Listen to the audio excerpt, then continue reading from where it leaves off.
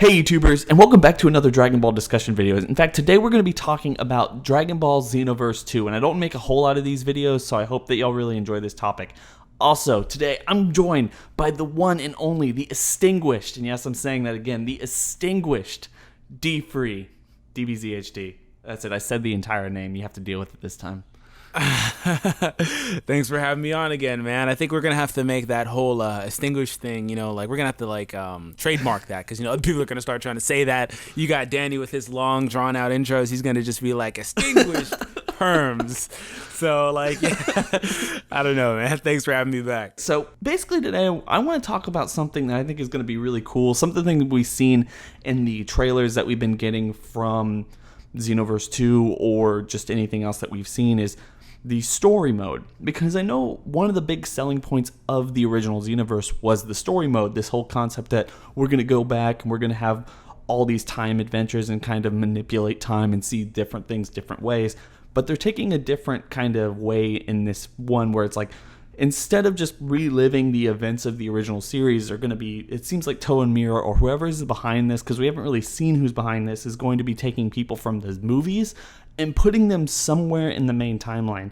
And basically what I want to do is ask anyone who's listening to this, like, what are the crossovers, the main event timeline versus the movie character crossovers that you would want to see, characters placed in a certain event, and why do you think that would be cool? And I'm just going to kind of open it up, like, what do you feel like this? Do you think it's a good idea for the sequel, D-Free, before we get into this? Yeah, I think that's a really good idea that, they're trying to integrate crossovers and do a little bit more fan fiction-y type of what-if battles. Like, for example, from the trailer we've got, what if Goku fought Cooler with Frieza on Planet Namek? Like a whole bunch of what-if scenarios. So I do agree with that. I think that's pretty cool. Yeah, I think that's really cool. And honestly, I'm looking at these trailers, and I remember that first trailer. I mean, it's like the first or second one, or I can't even really remember. I think it was the second one, where they kind of dropped that hint there. I was like, wait, why is Cooler on Planet Namek when it's about to explode fighting Frieza?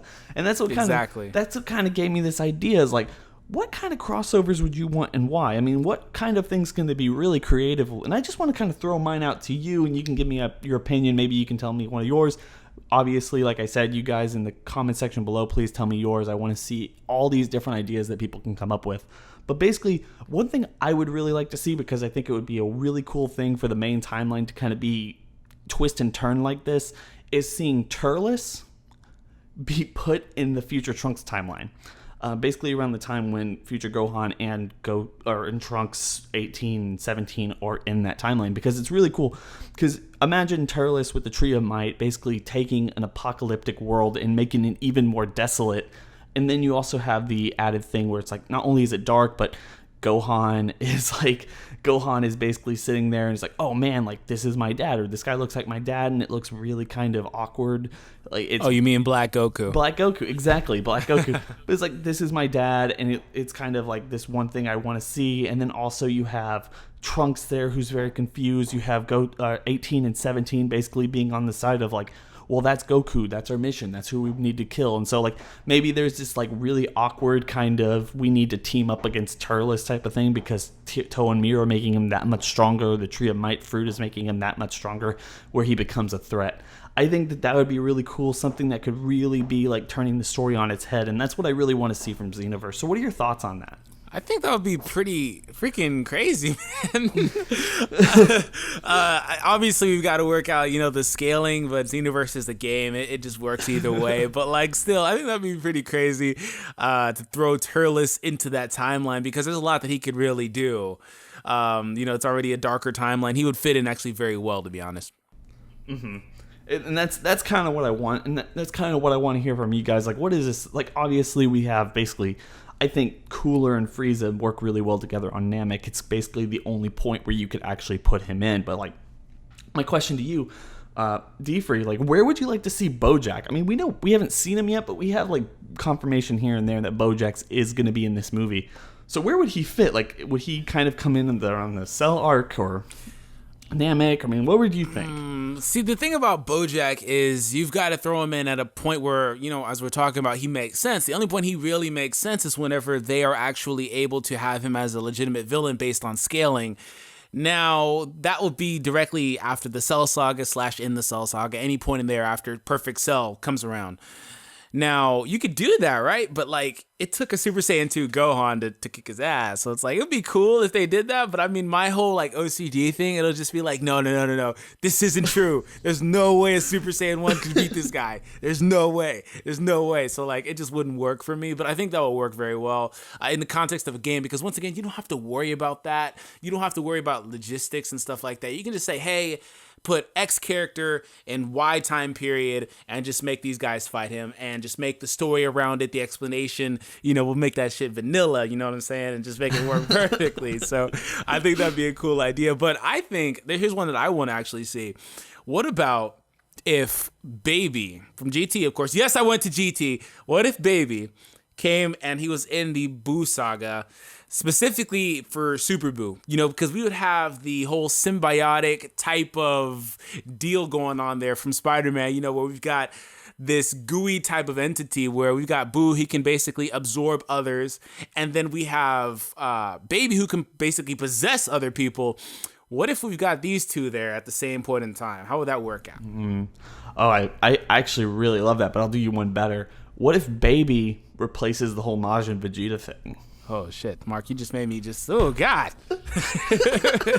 Like, that would be cool, right? Like he just comes up and, like, I mean, obviously the same stuff would happen. I mean, Baby would definitely go after Vegeta, or would actually go after Goku or someone else, and it would still fill, like, that type of fighting might still be able to fill the Majin Buu thing, which would lead to so many other problems or something. I hadn't even thought to, like, bring in the GT guys and that type of canon over to the main timeline. I think that would be amazing. I think it's something they really should do. Yeah, and Baby's actually a character that kind of, as you just said, really fits in there because he would do a lot of the same things. He'd try to snatch up Gotenks. He'd try to snatch up Vegito. He would do a lot of the same things that Boo actually wound up doing in that arc.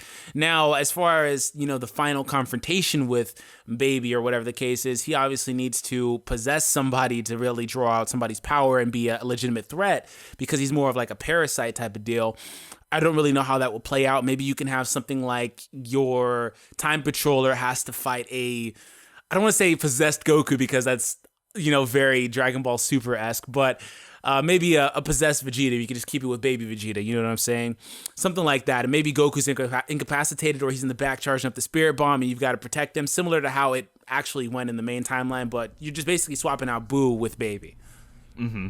I mean, obviously, I think one of the things that a lot of people want to see is, I think one of the things is, like, Majin Buu and Janemba. I think those two, like, symbiotically will work so well. I mean, I think Dino was the one who said that basically, what if you had Majin Buu kind of come in and absorb Janemba and basically make us that Dragon Ball Heroes type of character? Oh, you mean Dragon Ball Fusions, man? That's the first thing I'm doing in Dragon Ball Fusions. I swear it is.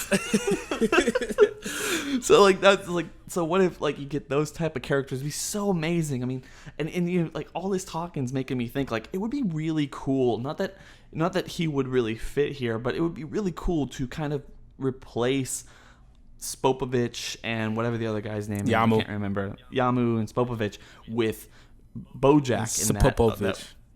Spopovich or whatever. with replace those two with basically Bojack and that girl. What if they're the ones under Majin Buu's control and stuff? And, like, how would that kind of girl? The girl. Oh, Zangia. Yeah, yeah. Yeah, that's my favorite movie, man. I know.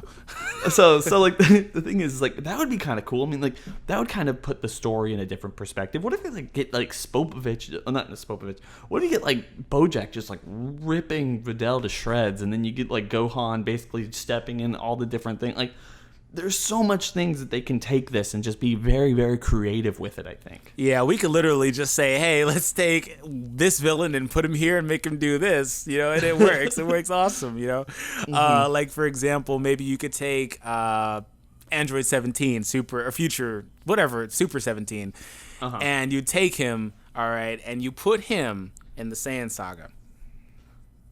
What the hell?